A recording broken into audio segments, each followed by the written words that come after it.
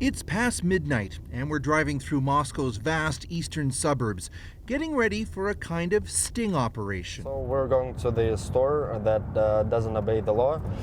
They sell alcohol after 11 p.m., which is not legal in Russia. Уже подъедет. Edward Grigoriev is with a youth group called Sober Russia. Think of him as a kind of booze vigilante, a civilian who helps police enforce Russia's alcohol laws. Well, we do this because we think that this can make Russia a better place to live in. This is like maybe in the future our kids will also hang out like at night, and we don't want them to have to die from the alcohol. Whereas Russia once had perhaps the loosest alcohol laws on the planet and the worst rate of alcohol abuse, it's now swung hard in the other direction, thanks to a decade of successively tighter government regulations. So he just went to the store and bought a couple bottles of beer, and it's 1 o'clock at night, 1:16. It's more than 2 hours that you cannot sell alcohol at all. To ensure those rules are followed, Grigoriev and his volunteers carry out these exposés. With our camera rolling, we go inside, and sure enough, there's an illegal beer sale happening right before our eyes, though the buyer quickly pivots and says he was just buying water. У нас вот есть человек, которому только что ты продал пиво. Я вас вижу не в первый раз, я вижу вас как минимум во второй раз. Incredibly, the Sober Russia team go behind the counter and start pulling out all kinds of illegal liquor. This is forbidden on the all Russian territory, alcohol energetic. So this is like Red Bull, but with alcohol. So this is forbidden at all. The police will come in an hour or two, take the team statements, and then levy a fine on the shopkeeper. With all the new taxes, it's no wonder some people are continuing to make their own liquor. Police released this video in early December that shows a raid on a moonshine factory just outside of Moscow.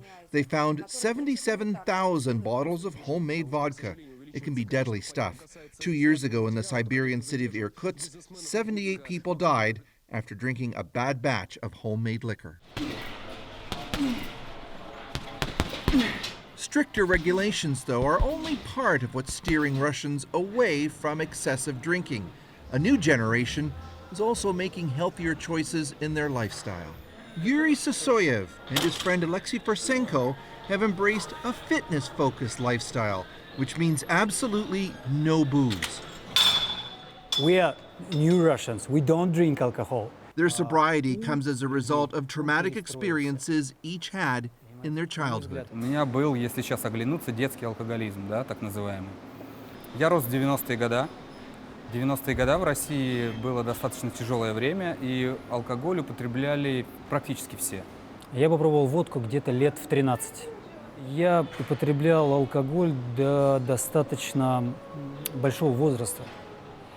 И вот только когда у меня появились дети, это случилось 5 лет назад, я понял, что алкоголь не должен быть в моей семье. И происходит вот, что происходит в пятницу вечером. Алкоапокалипсис мы называем это. Both men work as actors and filmmakers in Moscow, and they've just finished this project. It's a short movie called The Outcast. It features a teen boy who gets taunted by his friends because he won't drink. He makes a decision to say no rather than succumb to peer pressure. Нет. We show two ways. Two ways. Alcohol way and healthy lifestyle way. Alexei and Yuri have been taking their movie to Russian high schools. They urge students to read up about the harms of drinking on the internet, and they talk about their own choices. Наверное, с вашего возраста, с 15 лет, я этого не стесняюсь. Я был алкоголиком. Я в школе употреблял. У меня 8 класс начинался с бутылки пива. И в 22 года у меня произошел просто сигнал из космоса, и я бросил пить и курить в один момент. But for all the success Russia has had, progress has also been very uneven. Today in Russia's Far East, 70% of men under the age of 35 who die are still killed by alcohol.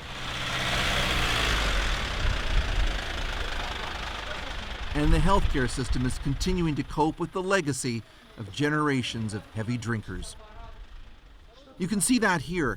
This is Moscow's main alcohol rehab center. We were given a rare opportunity to look inside the emergency ward. every bed was full of people in very bad shape.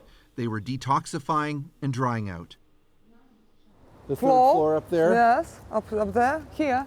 Ekaterina Klukow was once in one of those beds herself. Every time I drink and feel better, drink, feel better, drink, feel better.